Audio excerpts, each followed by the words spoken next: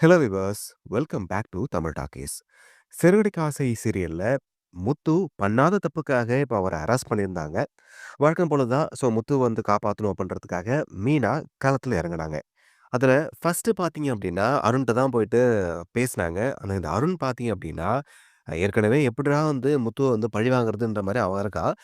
மீனா கிட்ட சும்மா ஒரு வாய் வார்த்தைக்காக நான் பார்த்துக்கிறேன், நான் காப்பாத்துற மாரி சொன்னாலும், ஆனா மீனாவுக்கு அதுல சுத்தமா நம்பிக்கை இல்ல. அதனால தான் இப்ப மீனா என்ன பண்றாங்க அப்டின்னா, சீதா கிட்ட, "நானே என் வீட்டுக்காரர வெளிய கொண்டு வரேன்" அப்டின்னு சொல்லிட்டு அங்கேருந்து கிளம்புனாங்க. அதுக்கப்புறமா மீனா ரதிய பார்த்து தீபனுக்கு ஃபோன் பண்ணி, அங்க அடிக்க வந்த அந்த ரவுடிகள பத்தி ஏதாச்சும் அடையாளம் தெரியுமா? அப்டின்ற மாரி கேட்க சொல்றாங்க.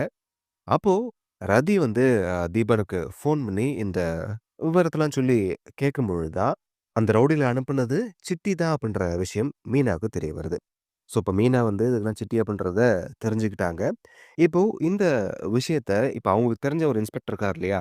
அவர் மூலமா இந்த இன்ஸ்பெக்டர வச்சு பேச வைக்கிறாங்க. அதுக்கப்புறமா மீனாவே நேரா அந்த இன்ஸ்பெக்டர்ட்ட போயிட்டு, இதுக்கெல்லாம் காரணம் சிட்டி தான் அப்படின்னு சொல்லவும், அந்த இன்ஸ்பெக்டரும் சிட்டிய வந்து அழைச்சிட்டு வர சொல்லி விசாரிக்கிறாரு. ஆரம்பத்துல எல்லாம் தெரியாதுன்ற மாரி மழுப்புனாலும், அதுக்கப்புறமா அந்த இன்ஸ்பெக்டர் வந்து சிட்டிய அடிச்சு பொளக்கும் பொழுது தான், சிட்டி வலி தாங்காம, "இத நான் வந்து பண்ணல. ஒருத்தவங்க சொன்னாங்க. செஞ்சேன்ற" மாரி ஒத்துக்கிறான். அப்போ கூட இது யார் சொன்னது? யாருக்காக பண்ண? அப்படின்றத அந்த சிட்டி சொல்லாம மழுப்பினாலும், அந்த போலீஸ்காரங்க அடி வெளுத்ததுக்கு அப்புறமா வலி தாங்க முடியாம, ரோகிணி சொல்லி தான் நான் அத பண்ணேன். இதுக்கும் முத்துக்கும் சம்மந்தம் இல்லன்றதையும் தெளிவா சொல்லிட்டான். இத கேட்டு மீனாவும், முத்துவும் செம்மையா ஷாக் ஆகுறாங்க. "பாத்தியா மீனா? இந்த பார்லர் அம்மா என்னெல்லாம் வேல பார்த்து வச்சிருக்கு?" இப்ப இன்ஸ்பெக்டர் வந்து சிட்டிய 4 வெளுத்துட்டு, "உனக்கும் அந்த ரோகிணிக்கும் என்ன சம்மந்தம்?" அப்படின்னு கேட்கும்பொழுது, அவங்களுக்கும் எனக்கும் சின்ன சின்ன டீலிங் போயிட்டுருக்கு அப்படின்னு ஆதியும் இந்த சிட்டி வந்து உளர்றா. இப்போ முத்துவுக்கும், மீனாவுக்கும் ஒரு பக்கம் அதிர்ச்சியா இருந்தாலும், இந்த ரோகிணி மேல சந்தேகம் அப்படின்றது அதிகமா போயிட்டே இருக்கு.